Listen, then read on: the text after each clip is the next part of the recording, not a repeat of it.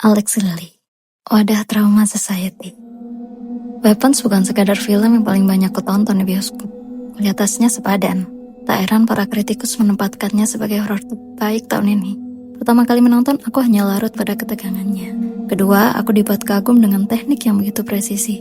Ketiga, aku menyerahkan seluruh empati. Dan belakangan, aku menontonnya lagi 2-3 kali. Seolah beban yang ditanggung bocah lelaki itu turut berpindah ke pundakku. Diawali dengan anak hilang, tetapi justru anak yang tersisa yang membuatku paling takut.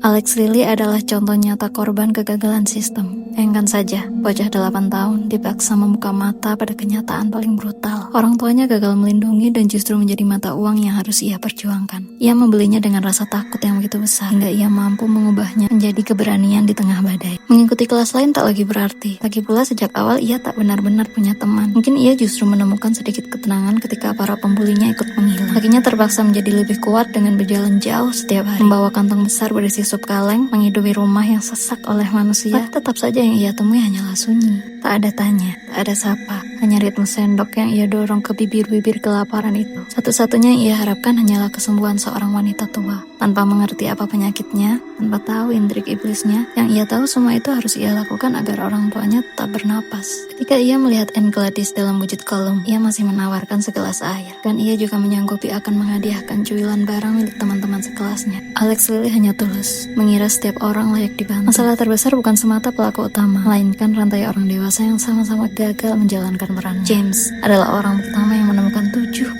anak yang hilang itu. Namun infonya dianggap tidak kredibel karena statusnya sebagai homeless dan junkie. Polisi yang menerima informasi itu lebih sibuk menjaga citra diri ketimbang meneruskan laporan tersebut. Akibatnya, keduanya malah menjadi penghuni baru rumah itu, korban kegagalan mereka sendiri. Justin, guru kelas, kehilangan kepercayaan society akibat adiksinya terhadap alkohol. Archer, salah satu orang tua yang kehilangan anaknya, jadi bagian society yang paling vokal. Meski akhirnya ia bekerja sama dengan Justin, penyesalan itu tetaplah ada. Mengapa tak mereka lakukan sejak awal? Marcus, kepala sekolah, gagal merespon hingga menjadikan dirinya korban. Betapa janggal tak ada satupun yang bergerak selama ia berlari dengan mata terbelalak bersimbahara. Seolah kejadian tersebut hanyalah tontonan gratis yang tak perlu dinotis. Dan di puncak segala kegagalan, aparat yang harusnya paling gigih justru kalah langkah oleh seorang guru dan seorang kontraktor. Apa faktor pembedanya? Ya, keduanya mencari dengan hati, seperti narasi pada opening film. Kasus ini tidak muncul di berita manapun karena pejabat dan polisi malu mengakui kegagalan mereka. Kalau film berakhir dengan kelegaan, Alex Lily tetap menanggung beban terbesar. Ia masih memiliki orang tua, namun rumah tempat ia pulang tak lagi sama. Bagian besar dirinya terasa hilang, merenggut hati yang sebelumnya penuh. Teman-temannya perlahan sembuh, namun ia akan selalu membawa ingatan akan wajah-wajah yang pernah ia suapi dalam gelap. Untungnya ia tak menyaksikan sendiri bagaimana Anne Gladys dihabisi. Wadah traumanya telah penuh,